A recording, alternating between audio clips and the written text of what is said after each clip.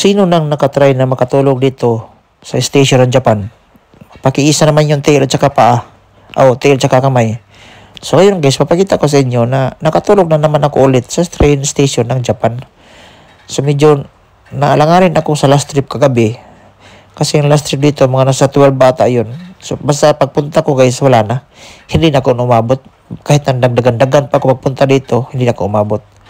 Actually, malapit lang naman yung sa akin.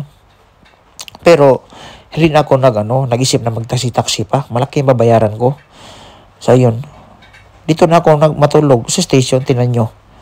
Marami yung mga naghintay na kasi yung iba dyan kanina natulog yan. Ako, mga 2 oras ako na ikot-ikot dito. Tapos yung parang tugtik lang ako ba? Di ba? Grabe kalaki na station eh. Yung pag umaga yan guys, pag dito ka matulog, dapat gigising ka talaga ng bago first trip kasi ang daming tao dito.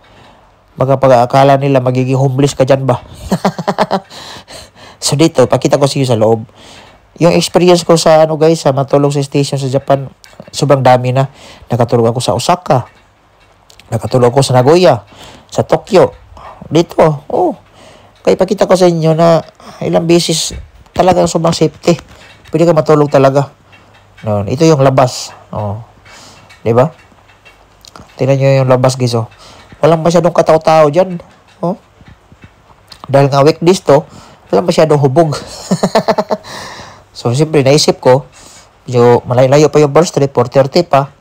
So, pakita ko sa inyo na pwede ka talagang magpahinga dito sa loob. Pero hindi ka pwede makapasok doon kasi close pa yung gate. Kaya doon ka muna sa parang intayan ba. Pag kita mo doon, marami talagang mga natutulog. Tsaka ako, ilang beses na. So ikaw, ilang beses ka na nakatulog ng station ng Japan. Kaya medyo nasubrahan ka sa inom, tabi. Diba? Tapos nakaharap ako ng lugar sa gilid guys. Talagang sarap matulog dito kasi yung mga kasabayan mo, naghagok-hagok din sila.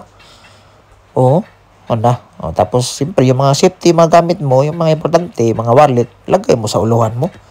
Pero yung tulog mo dito guys, wag yung tulog bahay Kasi pag napasarap yung tulog mo, imagine mo, libo-libong tao dyan magsakay-sakay sa train.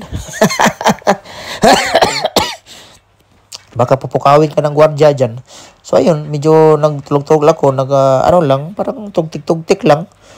Time check tayo, 4:15 na. So konti na lang guys, mag-open na yung gate na yan. Pwede na tayong papasok, bilhin tayong ticket. So hindi ko man ito nire-recommend, Pero pag wala ka ng choice talaga, pag naiwan ka ng train, last trip, halos lahat ng, guys, first trip sa Japan, mga 4 a.m. Diba, open na. Yung mga natutulog dyan, nagsipasuka na sila.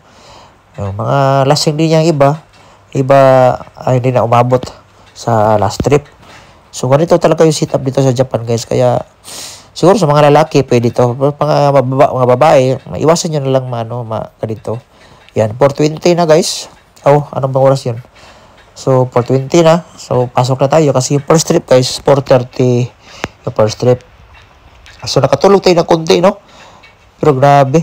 So, grabe sobrang safety talaga. Yung gamit ko, nandito pa rin. First trip guys, 4:34.